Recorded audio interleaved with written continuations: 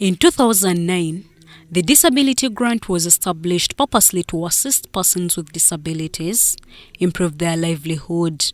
Since then, heads of different persons with disability groups were called upon to submit requests of these grants of about 5 million, entitled to a person in a group of which some heads in different regions totally failed to submit their files, leaving them with hopeless and with no option. The districts that failed to submit requests include Kampala, Gombe and Chotera, among others. Minister of State for the Elderly and the Disabled, Sarah Kanyike, expresses her worry on the well-being of persons with disabilities, saying they were the most affected by coronavirus. Masks were sent to the LCs. The LCs just went into homes giving out masks.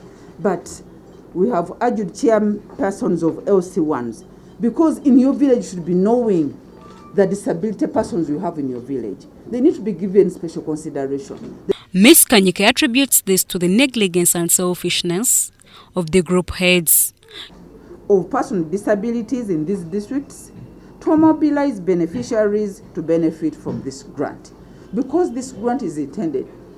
She has therefore tasked the group heads to sensitize the subordinates on how they can access these grants.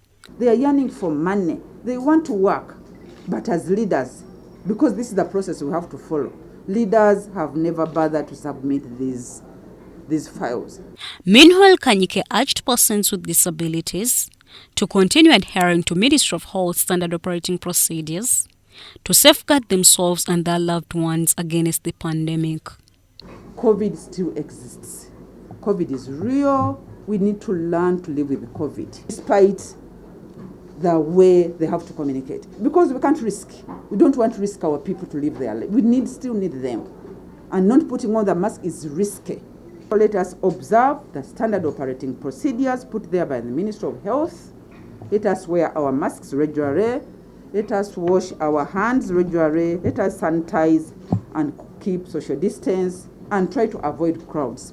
Over 1.2 billion shillings was disbursed by the Ministry of Gender, Labour and Social Development to benefit persons with disabilities, improve their livelihood, and also start businesses of their choice. Shaidat in Nasaku, UBC.